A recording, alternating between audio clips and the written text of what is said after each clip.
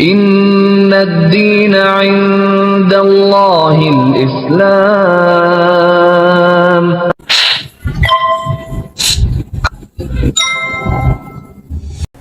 Percaya Tuhan tapi nggak mau agama. Bahkan saya enggak percaya Tuhan, Pak. Oh, Waduh, itu sempat gitu ya? Ya, sempat berpikir seperti ateis itu. ya? Ya, lebih ke ateis itu. Jadi saya merasa, udahlah pokoknya hidup ya hidup. Gitu. Kalau ditanya nanti mati, ya udah. Gini, semua agama ini kan meyakini kan semua akan menuju ke hal yang kebaikan. Mengajarkan Nah, kebaikan. mengajarkan kebaikan. Tapi kenapa kok hanya Islam yang dengan lantang menyatakan diri bahwa Islam itu yang paling benar? Itu yang kemudian menjadikan saya pertanyaan. Ya karena saya sembunyi-sembunyi itu tadi, saya ya lebih banyak sholat di rumah. Dan juga memang saya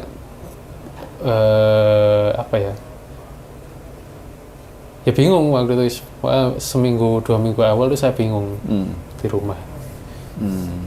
Saya ini seorang mualaf yang kapan Mas bersyahadatnya? Kurang lebih 2020 antara September atau Oktober, saya lupa. Jadi ya kurang lebih 3 tahunan. Ya. Syahadatnya di mana Mas? Saya dulu syahadat di ini, teman-teman komunitas Go Hijrah. Go Hijrah? J. Jalan Diponegoro? Oke, sama apa namanya? Sama ada Mas Iqbal kok Angga gitu. Nah, beliau-beliau itu yang mensyahadatkan saya. Ya alhamdulillah bisa bertemu dengan mereka, dari rekomendasi teman juga bisa bertemu dengan mereka dan bersyahadat di sana. Bisa diceritakan Mas, kehidupan keberagamaan Mas Arya sebelum bersyahadat itu kayak apa sih? Kalau kehidupan itu sebenarnya saya terlahir di keluarga Katolik yang taat. Oh iya, semuanya ya? Ya, Berapa saudara Mas? Saya 2 bersaudara. 2 bersaudara. Jadi orang tua saya itu semua aktivis gereja. Jadi kalau dulu gereja saya di Karangpilang. Itu orang tua saya aktif di sana, bahkan nggak cuma dari orang tua saya, tapi Pak D saya, Budi saya, satu keluarga itu semuanya pasti notabene kebanyakan mereka aktivis gereja. Entah cuma sekedar aktif di gereja atau punya kenalan-kenalan romo. Kalau di Katolik itu kan ada romo gitu. Jadi ya kental banget nuansa Katoliknya. Termasuk Mas Arya memang dibesarkan secara Katolik. Iya. Jadi mulai dari saya TK, SD, SMP, SMA, bahkan sampai kuliah itu pendidikan saya rata-rata Katolik. Jadi sekolah yang memang khususnya Katolik, meskipun di dalamnya ya campur sih, cuma memang dikhususkan di situ. Orang tua saya itu sekolah-sekolah umum yang didirikan oleh lembaga-lembaga Katolik gitu ya? Ya, yayasan Katolik. Mulai dari TK sampai kuliah? TK sampai kuliah. Jadi mau daftar di sekolah lain itu ya sudah diarahkan sama orang tua, harus di sekolah Katolik. Dulu sempat ditawari, kalau dulu kan ada, kalau Katolik itu kan ada sekolah teologi. Saya nggak mau. Gitu. Oh, pernah diarahkan ke sana ya? Ya dulu mungkin iseng-iseng sih ditawari mau sekolah teologi, guys, nggak usah, sekolah yang biasa aja di Surabaya gitu. Jadi memang keluarga saya itu taat banget Katolik. Memang ada keluarga, mungkin dari keluarga inti atau keluarga besar yang berpendidikan teologi? Ada. Jadi Pak D saya yang tertua itu kalau nggak salah memang sempat sekolah pendidikan. Gitu. Jadi pendeta dong? Tapi beliau memutuskan enggak. Dan memang rata-rata kebanyakan teman-teman atau kenalan-kenalan relasi-relasi dalam keluarga itu kebanyakan Katolik. Gitu. Ya entah aktivis, entah perokok. Gitu. Jadi memang kental banget sih, dari lahir. Dalam seminggu ke gereja berapa kali Pak? Dulu itu saya ya mungkin masih aktif itu sebenarnya dari ya SD sampai SMP. SMP itu sudah jarang ke gereja. Jadi SMP, SMA, kuliah itu cuma saya ke gereja waktu ya Natal sama Paskah gitu, kebanyakan. Dan memang saya itu memang nggak banyak ikut aktivitas-aktivitas di gereja. Karena ya mulai dari SMP itu kan kayak ngapain sih gitu, ngapain sih ke gereja gitu kan. Ya mungkin pertanyaan-pertanyaan simpel-simpel kayak kenapa sih kok harus ke gereja gitu, kenapa kok kita harus ke gereja seminggu sekali, sementara teman-teman misal contoh yang teman-teman yang muslim tuh bahkan ibadahnya 5 kali sehari. Kok kita cuma yang seminggu sekali? Itu yang memang saya tanyakan ke orang tua dan jawabannya ya sekedarnya gitu. Ya pokoknya dari dulu gitu. Nggak ada penjelasan yang logis gitu. Jadi bahkan saya tuh sempat ya ditawari untuk aktif-aktif di gereja. Aktif di gereja itu saya merasa enggak deh kan. Lebih memilih untuk di rumah. Artinya saat itu sudah mulai ada pertanyaan-pertanyaan gitu ya? Ya, jadi kan waktu SMP itu kan mulai banyak pertanyaan Pak. SMP, SMA itu kan mulai timbul pertanyaan yang kritis-kritis itu. Kenapa kok harus kita ke gereja gitu? Kenapa kok nggak semua agama itu kok nggak merujuk ke yang satu gitu kan? Dan pertanyaan-pertanyaan itu belum terjawab. Ya, Mas Arya kan sekolahnya di sekolah Katolik ya. Yeah. Itu pertanyaan itu tidak terjawab. Memang apa ya? Saya jujur memang saya tidak menanyakan. Untuk menanyakan. Saya tidak menanyakan karena Mencari ya itu tadi saya itu dididik untuk mempercayai. Wis dah kamu pokoknya percaya aja. Percaya gitu. aja ya. Tuh, jadi apa ya? Ya istilahnya dalam tanda kutip untuk tidak banyak mempertanyakan. Dijalani saja. Ya, pokoknya pokoknya kamu harus ke gereja hari Minggu gini udah itu ikutin aja. Mengalir aja gitu. Ya, mengalir aja. Terus ada pertanyaan-pertanyaan lain yang lebih serius nggak, Mas? Kala itu. Saat itu memang apa ya? Saya sendiri itu tidak banyak mempertanyakan sebenarnya Pak. Ya tadi ya. Saya itu lebih banyak berpikir sendiri. Dalam artian saya mengamati. Kenapa kok seperti itu tadi? Maksudnya tadi contohnya dalam proses ibadah kita itu harus ngikut ke aturan ke gereja. Kenapa kok nggak sudah dari yang dulu-dulu yang sudah dilakukan itu? Kenapa kok itu nggak dipertahankan? Kemudian dalam pertanyaan bahkan yang paling ekstrim, bahkan saya itu pernah seperti ini. Saya itu pernah merasakan kekecewaan waktu SMA gitu. Saya merasa kecewa, saya merasa udahlah saya nggak usah beriman, nggak usah mengimani apapun sama sekali gitu. Jadi sampai mengarah ke situ ya. Percaya Tuhan tapi nggak mau agama. Bahkan saya enggak percaya Tuhan Pak. Oh.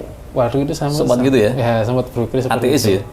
Ya lebih ke ateis itu. Jadi saya merasa udahlah pokoknya hidup ya hidup. Gitu. Kalau ditanya nanti mati ya udah bayangan hitam gitu. Itu sampai berujung sampai kuliah. Lama berarti? Iya, saya sempat itu pokoknya selama SMA itu saya sama sekali tidak pernah ke gereja. Ke gereja juga, enggak agamanya juga enggak ya? Ya ke gereja cuma ngikuti orang tua gitu. Udah maksudnya. Tapi keyakinannya sudah nggak ada? Iya, saya sudah nggak meyakini apa-apa waktu itu. Berarti nggak ada yang apa ya? Di hati nggak ada kosong berarti? Iya, saya udah pokoknya nggak ngimani apa-apa, ya hidup ya itu begitu. Tapi masih beragama KTP-nya? Ya masih. Itu sampai ke kuliah. Di kuliah baru. Ya sering kan kayak diskusi-diskusi sama teman. Baru di situ saya ya mungkin Allah kasih hidayah di itu di hati saya gitu. Karena ya memang saya orangnya lebih banyak mengamati. Mungkin Allah kasih hidayah ke saya melalui pengamatan, Pak. Jadi beberapa hal-hal sosial yang terjadi di masyarakat itu saya ngamati, maksudnya kenapa kok pertanyaannya kan semua agama ini apa ya, kita yakin waktu itu pemikiran saya gini, semua agama ini kan meyakini kan semua akan menuju ke hal yang kebaikan, mengajarkan kebaikan, tapi kenapa kok hanya Islam yang dengan lantang menyatakan diri bahwa Islam itu yang paling benar, Itu yang kemudian menjadikan saya pertanyaan gitu. Kok Islam itu sampai bahkan lantang menyuarakan sendiri, menyatakan diri agama yang paling benar, agama yang paling benar, dan itu yang hanya diterima sama Allah. Itu yang jadi salah satu pertanyaan yang timbul dari diri saya gitu. Ya, mungkin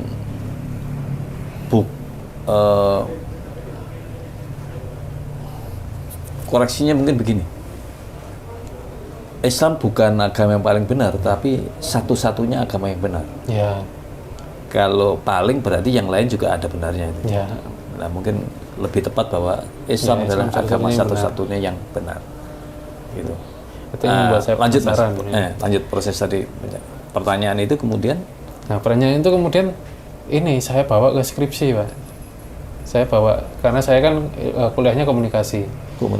Saya itu paling penasaran sekali kenapa kok media Barat itu menggambarkan orang-orang Islam itu dengan hal-hal yang buruk lah, Pak. Yes. Kekerasan. Kita tahu ya, kekerasan, terorisme, segala macam lah gitu. Bahkan pun nggak perlu kita ngomong media Barat, bahkan media-media yang ada di Indonesia sendiri itu kenapa kok lucunya kan gini, di Indonesia itu kebanyakan itu populasi masyarakatnya Muslim paling banyak. Nah, kenapa kok di Indonesia sendiri tidak pernah ada media yang lantang menyuarakan bahwa Islam itu nggak kayak gini gitu. Itu yang saya jadikan bahan penelitian. Kenapa kok di media Barat itu lantang seperti ini, sementara kita di Indonesia lah gitu. Kok nggak ada media yang bisa mengcounter itu tadi. Iya. Itu yang bikin saya penasaran, maksudnya benar. Supaya mendapat gambaran, Mas Arya waktu itu kuliah di mana, jurusan apa, lalu skripsinya soal judul apa? Ya, saya dulu kuliahnya di Widya Mandala, Fakultas Surabaya, Ilmu Komunikasi, di Noyo. Judul skripsi saya itu kalau nggak salah representasi dalam representasi video musik iklan di negara Kuwait sana mengenai tentang counter terorisme. Jadi ya itu seperti saya yang tadi katakan, di media-media Barat itu kan selalu menggambarkan Islam dengan hal-hal yang buruk, kekerasan apa segala macam. Nah, saya menemukan video ini, dia mengatakan bahwa Islam itu tidak seperti yang di media Barat mengatakan, bahkan Islam itu mengajarkan kebaikan. Islam mengajarkan kebaikan, dan saya tuh jadi penasaran, maksudnya kebaikan dalam hal apa gitu. Dan ternyata lebih ke mengarah ke segala hal lah intinya yang saya temukan. Jadi waktu skripsi itu bahkan sampai saya itu menemukan tentang konsep tauhid. Ya, mungkin memang saya nggak pernah tanya sama ustadz atau teman-teman yang sudah paham agama yang lain. Itu saya cuma membaca-baca dari jurnal-jurnal penelitian yang saya rasa ketika saya membaca tentang konsep tauhid, konsep ketuhanan, bahwa menyatakan tidak ada sesembahan selain Allah yang berhak disembah. Itu yang saya merasa, kayaknya ini masuk akal deh ini. Karena memang dikembalikan lagi ke saya yang waktu itu saya Katolik, masih menganut Trinitas. Itu kan ada Allah, ada Yesus, sama ada Roh Kudus. Nah, tiga ini kan ya yang konsepnya itu kan nyambung muter-muter itu kan. Nah, sementara semuanya kan berujuk pada Allah gitu kan. Nah, ketika saya membaca itu saya langsung connect gitu loh. Ternyata intinya itu kita ini mau menuju sama Allah gitu. Dan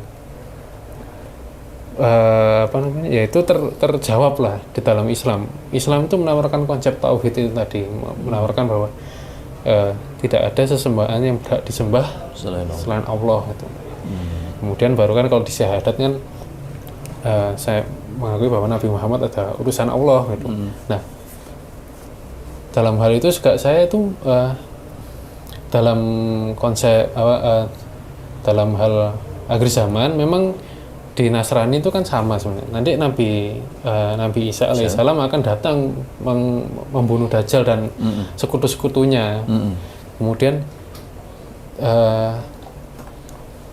sampai ya akhirnya sampai ke hari penghisaban dan lain-lain lah.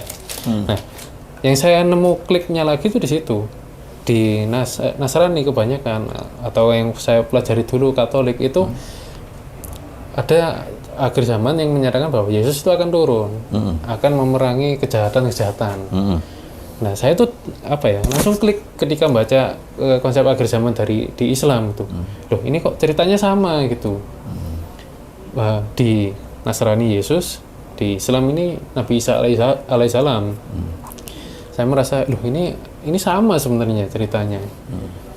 Cuma kok ada yang aneh di cerita yang Nasrani ini. Dan ketika yang bikin saya semakin yakin bahwa Nabi Isa itu yang benar, Islam yang menyatakan benar itu adalah ketika nanti sebelum memerangi Dajjal, Nabi Isa itu akan bersama Imam Mahdi itu melakukan sholat. Nah, itu saya langsung, wah ini kayaknya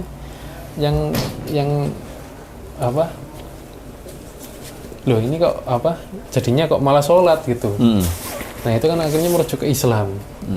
Itu yang bikin saya akhirnya, kayaknya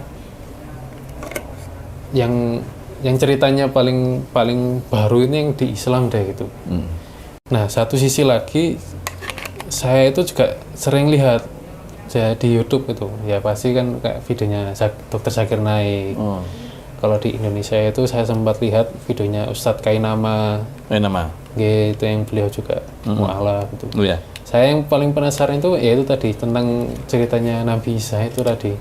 Karena saya merasa ada kesamaan. Bahkan di nabi-nabi yang lain juga kan ada kesamaan. Hanya saja memang mungkin nggak semuanya terangkum lah di cerita-cerita. Cuma yang saya paling penasaran itu di Nabi Isa ini ya. Karena memang setelah saya mendengarkan beberapa videonya Dr. Zakir Naik, Ustadz Kainama, itu saya meyakini bahwa ternyata Yesus itu ya Nabi, bukan Tuhan ya. Dan memang benar bahwa di Alkitab sendiri pun Yesus tidak pernah menyatakan aku ini Tuhan. Yesus cuma menyatakan ikutilah caraku jika ingin saya lupa selamat. Jika ingin selamat maka ikutilah caraku, bukan sembahlah aku. Iya, bukan sembahlah aku, tapi lewat cara-caranya yang dilakukan oleh Yesus itu tadi. Bahkan ada yang ceritanya beliau mengusir setan di dalam tubuhnya manusia, kerasukan itu kan, dengan izin Allah keluarlah gitu kan. Dia juga menyatakan dengan izinku gitu. Itu yang saya merasa, ternyata memang Yesus ini ya Nabi, ya Nabi Isa alaihissalam itu tadi. Berbeda dengan konsepnya di Kristen ya? Ya, kalau di Nasrani itu kan nanti kan itu kan yang sering jadi perdebatan adalah proses penyaliban. Itu yang saya merasa memang kalau di Islam kan ketika proses penangkapan itu kan yang saya tahu Allah menyerupakan seseorang yang serupa dengan Nabi Isa. Nabi Isa akhirnya diangkat ke surga. Nah, sementara konsepnya Nasrani yang ditangkap itu adalah si Yesus itu tadi. Bahkan sampai ya proses penyaliban dan segala macam. Itu yang sering jadi perdebatan. Sementara yang saya yakini waktu itu setelah saya mendengarkan ceritanya Nabi Isa, saya merasa bahwa ceritanya Nabi Isa ini yang paling valid, karena paling masuk akal dan paling baru versinya. Karena kan Islam yang paling agama terakhir yang muncul gitu kan, selang 1400-an tahun yang lalu, agama yang paling terbaru yang muncul, dan Nabi Muhammad sudah melengkapinya, saya menjadi Nabi penutup. Maka waktu itu saya berkesimpulan bahwa ternyata di Islam ini sudah menjadi penutup yang paling terbaru, dan nggak ada lagi yang agama lain yang bisa menyaingi lah istilahnya. Itu yang saya yakini akhirnya. Jadi ya akhirnya itu yang saya yakini, ya akhirnya syahadat. Dari situ kemudian menyimpulkan bahwa Islam agama yang satu-satunya agama yang benar gitu ya. Ya. Baik. Terus menyatakan syahadatnya di mana, Mas? Saya waktu itu sama teman-teman dari Go Hijrah. Oh, di Go Hijrah tadi. Iya. Ya. Baik. Ketika bersyahadat orang tua atau saudara tahu? Itu Gimana waktu- prosesnya kemudian ya, ini, yang ini memberitahu keluarga ini? prosesnya ini sebenarnya sembunyi-sembunyi karena ya itu tadi kembali lagi ke latar belakang keluarga Iya, saya itu keluarga yang seperti itu Katolik ya. taat gitu. Jadi memang waktu itu gini ceritanya ada teman merekomendasikan kalau mau syahadat di Go Hijrah. Karena waktu itu juga memang COVID kan, beberapa yang paling mudah aksesnya akhirnya di Go Hijrah. Dan akhirnya di situ kami juga saya bertemu dengan beberapa teman-teman mu'alaf yang ada di sana. Dan mereka waktu itu saya masih bimbang gitu, apakah memang ini yang aku harus ngelakuin itu.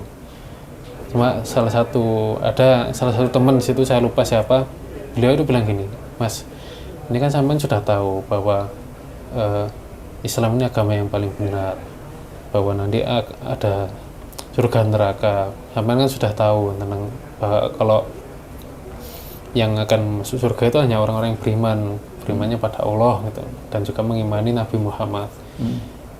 Sampai ini kita yang tidak mendoakan, Mas. Sampean keluar dari sini belum beriman Islam, sampean kecelakaan di jalan meninggal, itu gimana?